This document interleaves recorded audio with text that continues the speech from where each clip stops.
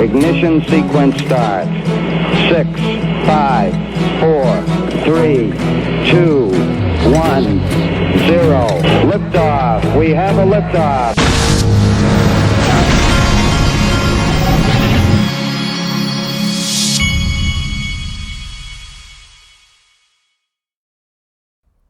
Hey everybody, this is the Digital Asset Investor, and this is big news right here from Link2. They've been granted a FINRA BD and ATS Alternative Trading Systems license.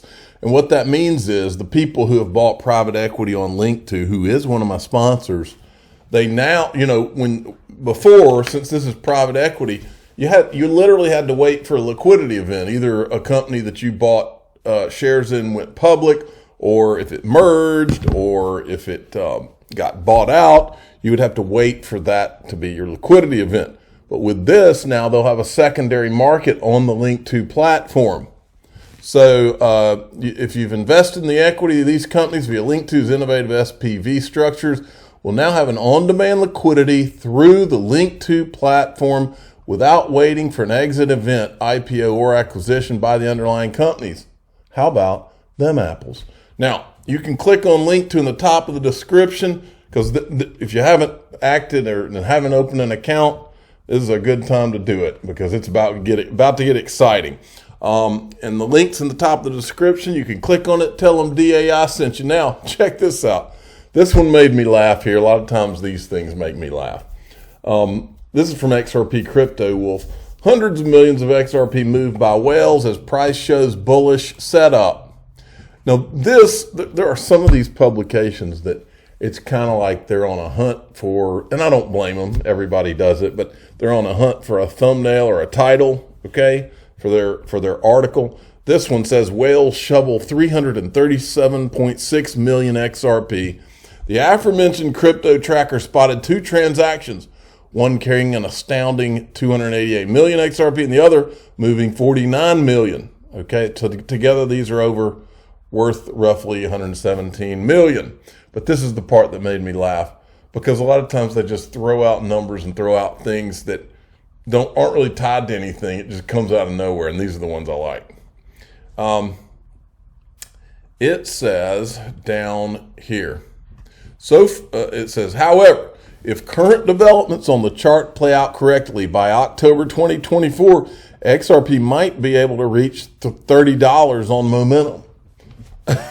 It's like grabbing a number out of the sky, $30, which, hey, I'll take it. $30 sounds great. I'm in it for a lot more than that myself. But all right, now here's another. We're seeing like a warning every day now, folks. Warning: get your crypto out of CoinSquare. Don't store your crypto on small centralized exchange. Don't store it on any exchanges, folks.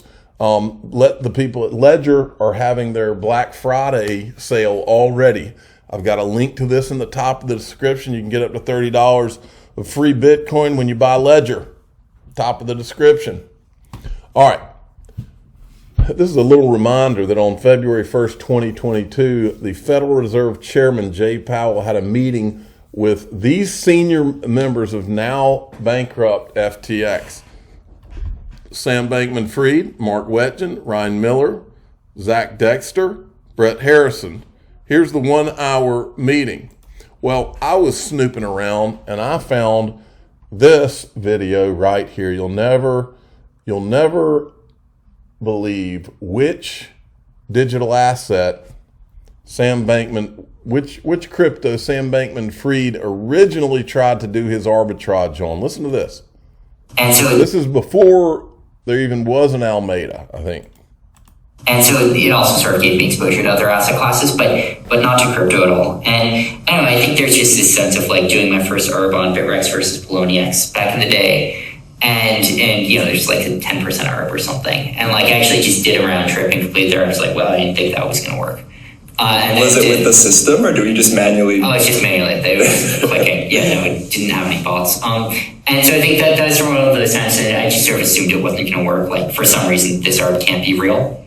But it did turn out to be real. And I think it was stellar. This was, I don't remember, I think Ripple had just ran up like 1 billion% because Swell was coming up, and then Stellar followed because it's kind of like Ripple. I don't know, but it only followed on Poloniex, not anywhere else. So this was mid 2017. This is late fall 2017. Okay, yeah.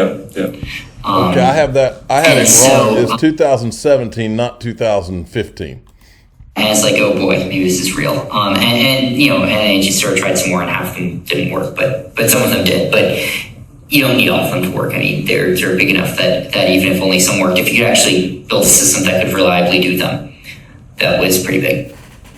And was this around the point that you reached out to, or you and Gary came together? Yeah. Just for context, for those that don't know, Gary Wang is the CTO of Alameda and one of the co-founders with Sam. Gary was at Google in Cambridge at the time and sort of flew over. The team was sort of ever shifting at that point. I mean, there were people sort of coming in and out. We probably had like a total of 30 interns over the first few months, despite only having a few full-timers. Now, when he mentioned Poloniex, him doing his arbitrage at Poloniex for the first time, it immediately reminded me, some of you may remember when we were researching ETHgate, that Perkins Coey some of the people at Perkins Coey had created XRP wallets, and they transferred the XRP to Poloniex. So it's a call to Twitter sleuths to look around. We've also got this. Perkins Coey represents embedded financial technologies and acquisition by FTX US cryptocurrency exchange. What do you know? Now, when I heard him talking about his arbitrage and all, and then there was also this article, Sam Bankman-Fried explains his arbitrage techniques. The kimchi premium, an opportunity he exploited, was what was known as the kimchi premium, while Bitcoin pricing was around 10,000 in the US and traded at 15,000 on Korean exchanges. Okay, when I heard all of this, I was studying his arbitrage and everything. It reminded me immediately, and sorry, there's a lawnmower going on in the background because that's the way things work around here. Remember when CoinMarketCap removed South Korean exchange pricing on Ripple back in January 2018 overnight? And we've heard about all these guys. Remember the guys from Multicoin Capital in 2018 were bragging about how they were shorting XRP? Well, those guys just happened to be investors in FTX. So my red flags are going up left and right here. And then Cowboy Crypto put this out. You could do in the space. Was it immediately just go build an exchange, or did you think the best way would be, go be a trader, go be a market maker? What was your first idea? Yeah, so the first thing was actually just to be to trade, and that's the first thing that I did. Spent a year trading in the ecosystem doing arbitrage, and there were a lot of really big arbitrages to do at the time. There were a lot of opportunities, there were 10% arbitrages in some places, like the sort of spreads that you just rarely see. And so, basically saw that and felt like, all right, let's try doing some of these, see if they're actually real, see if you can really do them. And it did seem like, in the end, like you could. Okay, so there's that. And then all of a sudden today, this pops up from Charles Payne, not bad for a couple of college professors. SBF, his parents, and senior executives of failed cryptocurrency exchange bought at least 19 properties worth nearly $121 million in the Bahamas over the past 2 years. I wonder if his parents asked any questions why Sam was parking real estate in their names. Huh. What do you think of that? Now, you got to hear this guy. I heard this guy yesterday, and apparently this guy is CME Group CEO Terry Duffy recalls his encounter with Sam Bankman-Fried last March. Listen to this guy. I had a meeting with Sam Bankman-Fried for the first time in March this past year. I never met the man. He asked to meet with me at a conference. And I sat down with him. I said, what is your end goal? He says, well, I want to compete with you. I said, great. I'm all for competition. What do you want to do? He says, well, I want to compete with you in crypto. And I said, why would you do that? I said, I'll give you one better. How about if I give you my crypto franchise that's worth $30 million and we'll go from there. And he says, well, what do you want? I said, you know what I want. Let me be your risk manager. I'll clear it to make sure it's done properly. He says, well, you won't deploy my model. I said, your model is crap. Why would I deploy a model that's going to introduce risk to the system? Of course I'm not going to deploy your model. He turned me down, flat out turned me down. And that's right away I said to him, I said, you know what, you're a fraud. You're an absolute fraud. You're supposedly worth $26 billion and you're an altruist. And I said, if you're an altruist at $26 billion, how come there's not a $10 billion donation going to somebody right this moment in time? How about a $15 billion donation? I said, you know what? I said, my net worth doesn't start with any B's. I'll give you 3 to 1 that I have more money than you. I said, I'll tell you what, I'll give you 4 to 1. I got more money in my right pocket than your net worth. I said, you're a fraud, and I'm going to make sure that we get this out there. And that was it. So we went to Congress. I testified, and I have been to Congress 25 years. I've never seen a Washington, D.C. like I saw that time, from the regulators to the members of Congress.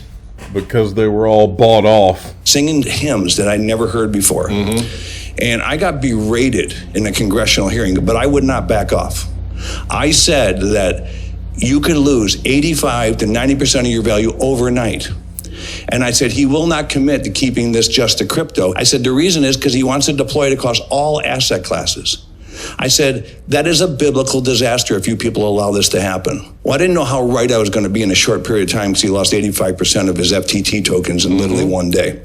So the point being is we went through this whole thing, and then I worked back with the agency, and I said they wanted to approve it for just crypto. I said, well, that would be lovely, except that would be an arbitrary decision to approve a regulatory change for one asset class. And they argued with me, said, no, it's not. We have the ability to do it. I said, well, we're going to have an argument here because I will sue. And so we'll sue the agency over this because we think it's wrong. And I met with every agricultural producer in this country, and I explained to them exactly if their asset class went under this type of model, what could happen to their hedges at 11 o'clock on a Saturday night when they're unbeknownst to what's going on, when they're being auto-liquidated and they think their crops are hedged. I said, this is the most detrimental thing I've ever seen in my entire life. So I'm upset. It's almost like they were intentionally trying to destroy markets. But I'm a measured upset. I'm a very measured upset because nobody else was calling BS on these clowns but me. My friends at the Intercontinental Exchange are the only other exchange that said, we do not like this as well. Everybody else wanted to talk about the innovation. I had a meeting.